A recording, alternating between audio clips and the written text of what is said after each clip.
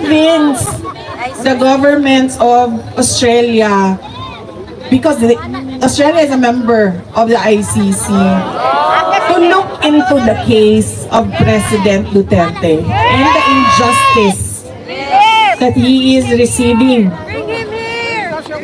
that he's been getting from the ICC. Imagine mo, detained ka and you have no options for bail. You only have interim release, which is subject to the approval of the court. Maugani, ma'am. That is why I'm telling you, you talk to the government of Australia. Come together. Sit down. Come up with a position paper. Bring his case to the local Australian media. Bring his case to the global community through your social media accounts. Yes! That is what we need to do for the foreign governments. So, now we know kung bakit ngarag na ngarag si Sara Duterte at hapit na hapit sa pagpunta sa iba't ibang bansa. Dahil po makikiusap siya natanggapin ng kanyang tatay. Maaring doon sa sinasabi nilang bansa na tatanggap kay Digong doon sa ICC interim release, maaring ito pong bansa na ito ay hindi po magandang puntahan ni Digong. Kasi merong mga bulong-bulungan na ang maaari daw pong tumanggap kay Digong ay ang Bangladesh. Nako, hindi naman natin na kumbaga minamaliit ang Bangladesh, pero ito kasing bansang to ay hindi talaga maganda ang atmosphere sa Bangladesh. At tingin ko naghahanap ang mga Duterte ng mga bansa na maaring yung malapit lang nilang mapuntahan, yung accessible anytime, pwede nilang puntahan agad-agad. Kasi kapag bandang Europe, baka mamaya di ba, mahal ang pamasahe, baka namamahala na sila sa pamasahe. Baka hindi makakapunta yung ibang mga kaparte ng pamilya ni Digong, di ba? Kaya talagang ang kanilang nanaisin ay dito sa bandang Asia or Oceanic. Diyan sa bandang Australia, New Zealand, or dito sa Asia na katulad nitong pinuntahan na recently ni Sara Duterte ang Malaysia. Baka nga nakiusap din to sa Malaysia, natanggapin ng etong si Digong, pero ang Malaysia po ay hindi miyembro ng ICC. Yun lang. Dito sa Australia, ewan ko lang kung tatanggapin ng Australia yan, dahil nga po unang-una alam naman ng Australia kung ano po ang ginawa ni Digong noong siya ang presidente. Hindi po lingid sa kaalaman ng gobyerno ng Australia na si Digong ay sumobra sa kanyang ginawang pag-uutos para magurgur po ang mga kababayan natin na kahit po mga walang kinalaman sa usapin ng droga ay mga dinamay. Ngayon ito po yung buong speech ni Sara Duterte. Panoorin nyo po at marami pa po tayong matutuklasan ditong paninira ni Sara kay PBBM. The problems of the Philippines are still your problems, and we need to come together to see a better Philippines. So na sa future. Okay. Kunya na ma'am. Kunya na ng 2028. Ano ba? Kunya na ng picture. Mutindog ko diri hangtod unyang gabi. Mag-picture lang mo tanan. Baka nagtrabaho pa ko ba? Unsa pa nato ang buhaton sa ICC? Unsa may hangyo namo? Unsa may mabuhat ninyo? I-barter, ma'am, si Martin. Yes, kaunsa nato siya mapauli. You convince the governments of Australia, because Australia is a member of the ICC, to look into the case of President Duterte and the injustice that he is receiving, that he's been getting from the ICC. Imagine mo, detained ka and you have no options for bail. You only have interim release, which is subject to the approval of the court. Hoy, dili na, ma'am. Maugani, ma'am. That is why I'm telling you, you talk to the government of Australia. Come together. Sit down. Come up with a position paper. Bring his case to the local Australian media. Bring his case to the global community through your social media accounts. Yes! That is what we need to do for the foreign governments. Maliit lang tayo na bansa, pero sabi nga nung kausap ko kagabi, pag ang mga Pilipino sa buong mundo hindi magtrabaho ng isang araw, mapalong ang tibuok kalibutan. Diba? Maliit tayo na bansa. Thank you, sir. Pero, gamay pero makapuling. Gamay, pero yagay. And then what can we do for our country? Madami pa tayong, huwag tayong tumingin na, sa 2028 na lang, sa 2028 lang, tapos nag-give up na ko ngayon. Nag-give up na ako. Hindi pwede. Diba? Kailangan natin sabihin, saan ba ginagamit ang budget? Kasi gusto namin makita. O doon ba sa kalsada?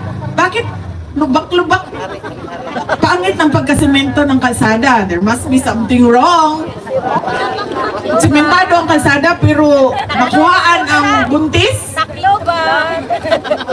Dapat yung nga na semento nga.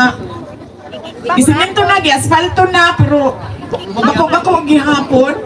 Dahil sa rin ang maayo nga road. Diba? Highway. Maagi ang kanang nagsakay nga buntis. Dire. Buntis pa siya. Kahuman niya sa lubak-lubak na highway. Nanganak na siya. Diba? Jacket na. Malamig. Wala pa, sir. Padayon gihapon ang discussions sa kaso questioning the blanks in the budget. Pero sige gihapon gamit sa kwarta. Alam mo na problema sa paggamit sa budget. Basta makita lang nato ang sa gamit ng budget. Pili nang nahurot na lang sa ayuda o sa magic na kung asa. Australia. Lalagyan na ayuda. Yes! Why ayuda ko? Nagbenta ng gold. Yeah! Sana tayo natin. Nakuha ng Philippines. Lahat ng bansa, gaimbak ng gold. Tagok ng gold. Meron tayo. Awas-awas na ang ilahang gold reserves. Ang Pilipinas, nagbaligya og gold. Tingala mo na ito. Nagtanong sa tuwabang, Australia, kung saan man sila? Baligyan ko, ipet mo. Namaligya man. Baligyan ko, bulbo. Diba? We are not prepared for climate change. We are not prepared for war. We are not prepared for global shocks. Yes. Because No one cares. there is no plan at all. There is no vision at all. I've been a member of the cabinet. And there was no direction at all. May budget. So we need to come together and push We need you in for the administration to give what is rightfully for the country. Ano yun? With security. Infrastructure development. Healthcare. Healthcare. Healthcare. Yes. Kami hindi, Sarah. Free rami dire. Alam niyo ba Number one. na PhilHealth. ang PhilHealth, Free health. Yes. One hours. Free health. hindi lahat under sa PhilHealth, hindi lahat covered. Yes. sa PhilHealth. Oh, but more than that, ilan lang ba ang nakukuha sa PhilHealth? Ako, naoperahan ako, kaya gikulam ko.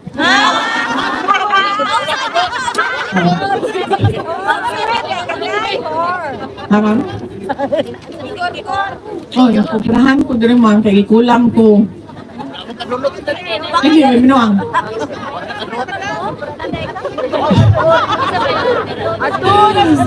Di ba lang ba? Oh, kalimot lang ko sa kang numbers ba? But I think, kuan to siya. Wala siya kabot og 1 million eh. Mga 900 plus thousand siya. Ang ako ang kuan, operation. Ganito na sila gibutang na titanium. Sa ako ang liog. Kita mo anang kanang mangkukulam nga tusok-tusokon ang bal. Ang katong mangkukulam diri sa liog niya sige ana-ana oh. Sitado ako ang liog. Parang, ato lagi sa Tiyor, ma'am. So, no, dito ko sa PhilHealth. So, maningay kong PhilHealth, kaya di ba, kada bulan magsigig-deduct ang PhilHealth. Nagkadako, saan ma'am? Nagkadako ang bayad. Di na daw ko pwede kaya na-hospital man ko before ko na-operahan. So, nag-claim ko ang PhilHealth dito. Unya, pag katong ako anang operation yun na tinuod, pila to? 18,000? Siguro to. 18,000. Ana lang ang deduction sa PhilHealth. And nag-contribute ko since 2007. Atong nagsugod ko og trabaho. So almost 20 years na ko sa PhilHealth na sige og contribute. I can forgo 18,000 sa PhilHealth. Pero the people who do not have the means to pay for their hospital bill cannot forgo 18,000. Dalo mo sa amo ang opisina, people come with 1.5 million, 3 million na bill, and then they have to go around offices. They have to go to DSWD, to congressman, senator, to OVP, to PCSO, to PAGCOR, requesting for assistance. Now, pobre na ang pamilya, napuno na sa utang. Because there is no proper healthcare system.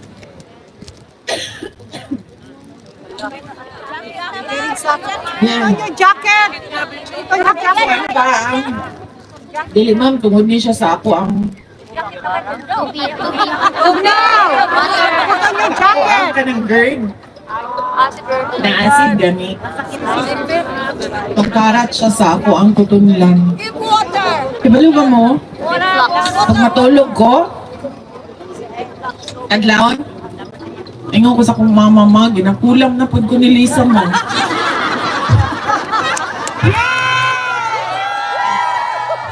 Nakita ko. Kalit lang kay kana ganing acid. Sa balit tanan niya. Sa dili mo ko siya sa imong chest, dire.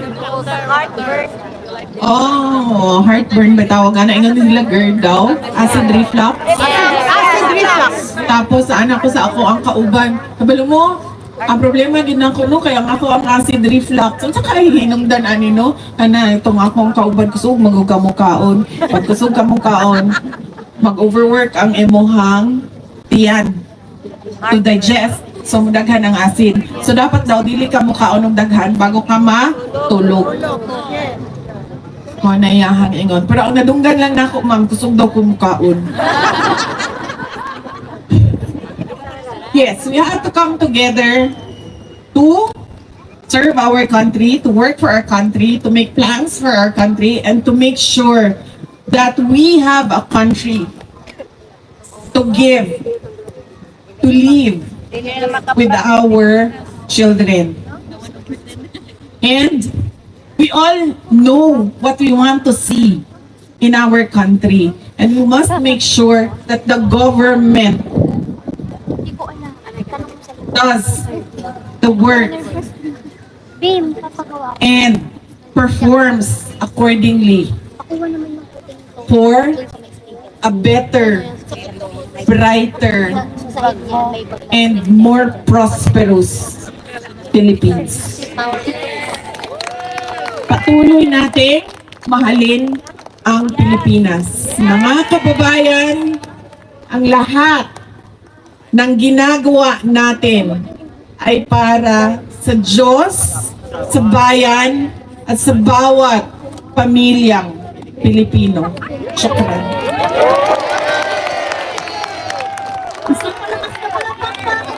So tingin ko po tama nga talaga yung sinabi ni Attorney Claire Castro na etong si Sara Duterte ay kailangang manood man lang ng SONA. Kung hindi siya attend ng SONA, manood man lang siya. O kaya kahit ng mga araw-araw na press briefing na ginagawa ni Attorney Claire Castro ay manood siya. Or mag-utos siya sa kanyang mga tauhan, total dyan lang naman siya magaling mag-utos, 'di ba? Utusan niya ang isang staff niya, isang tauhan niya para manood ng mga SONA at ng araw-araw na briefing sa Malacanang at kunin lang yung pinakabuod ng istorya para malaman niya na mayroong ginagawa ang ating Pangulong Bongbong Marcos. Kasi kaipokritahan na lang yung sasabihin mo sa harapan ng mga kapwa mo Pilipino, ng mga OFW, kaipokritahan na lang yan, nasasabihin mo na walang ginagawa ang ating gobyerno, walang plano, walang naisisilbing kahit anuman lang na magandang serbisyo sa ating mga kababayan. Walang paghahanda sa kahit anuman lang na sakuna o kahit anuman lang na mga katulad ng tensyon na nangyayari sa Iran at Israel. Katrantaduhan na lang yung sasabihin mo, walang nagagawa yung Pangulo Diba? Kung walang nagagawa yung Pangulo, hindi ka makakapamasyal sa iba't ibang bansa para makiusap na tanggapin ng ama mo. Dahil kung wala talagang ginagawa ang Pangulo, tingin ko, ikaw na ang presidente ngayon. Boba talaga no? Diba? Hindi mo ba napansin yun? Ikaw ang isa sa malaking katibayan na ang presidente ng Pilipinas ay masipag, independent, at kayang-kaya niyang kumilos nang wala ka. Ikaw ang katibayan. Alam mo kung bakit? Dahil hindi mo magagawang maglamyerda. Hindi mo magagawang magbakasyon. Kung saan-saan. Kung walang ginagawa ang ating presidente. Kaya yung kabobahan mo, Sara Duterte, bawas-bawasan mo. Kasi hindi naman bobo lahat ng Pilipino na nakakausap mo. Hindi naman tanga ang mga Pilipino na nakakausap mo. Hindi lahat yan mga tanga at bobo na iisipin nila talaga na ang presidente ng Pilipinas ay tamad at walang ginagawa. Maaaring yung mga DD shit, mga DDLs, mga DDEBs, yan talaga, sarado na utak niyan at wala nang ibang magaling kung hindi kayo. Wala nang ibang magaling sa mga DDEBs kundi ang mga Duterte. Pero hindi ba nila naisip na kung sakaling tamad talaga si PBBM, walang ginagawa, weak, tatagal ba sa pwesto yan? Diba dapat ikaw na presidente ngayon kung talagang tamad yan? Kung talagang tamad si PBBM at walang naitutulong sa Pilipinas, dapat matagal ka ng presidente, pero hindi yan nangyayari. Bakit? Dahil ang ating Pangulong Bongbong Marcos masipag, nagtatrabaho at inuuna ang kapakanan ng mga Pilipino kaysa mamulitika at manira. Hindi mo katulad ng ating presidente na pupunta sa ibang bansa para manira, mangampanya, manguha ng simpatya ng mga OFW. Alam ko naman kung bakit nyo pinupunta ng mga OFW ngayon at inuuna nyo ng kampanyahan ang mga OFW. Kasi sila yung mga gullible, sila yung mga malalayo, sila yung mga madadaling utuin, sila yung mga kayang-kaya nyo linlangin dahil naghahanap sila ng kalinga, naghahanap sila ng pagmamahal at ang akala nila yung bunganga ninyo, pagmamahal ang dala. Akala nila yung mga matatamis ninyong salita, yan ang pagmamahal. Pero hindi. Kapag nagka-problema sila sa employer nila, Sino ang tumutulong? Gobyerno. Kapag nagka-problema sila sa ibang bansa katulad ng nangyayari ngayon sa Iran at sa Israel, sino ang tutulong? Gobyerno. Katulad na lang ng nangyaring sitwasyon doon sa Qatar. Nakulong ang marami nating mga kababayan dahil sa pagwewelga, dahil sa pagrarally para kay Digong. Sino tumulong? Gobyerno. Napabalik sa trabaho yung mga ilan na nakulong. Pero yung isa pinauwi ng Pilipinas dahil sa sobrang tindi ng kanyang violation. Diba gobyerno lagi ang tumutulong, ang kumikilos, at gobyerno yan ni PBBM. So kayo, bunganga lang ang dala nyo. Sara, pero ang aming Pangulo, ang aming Presidente, ang dala ay totoong aksyon, totoong kilos. Walang pamumulitika, serbisyo ang inuuna, hindi nyo katulad. Malayo pa 2028, nangangampanya ka na, Sara. So yun lamang po, maraming salamat sa pagsama nyo dito sa aking vlog na ito. Ay, nako, Australian government, wag nyong tatanggapin niya si Digong, pero issue yan. Yun lamang po, Momo Chup Chup. Love you, God bless us all, Pilipinas. God first, salamat po.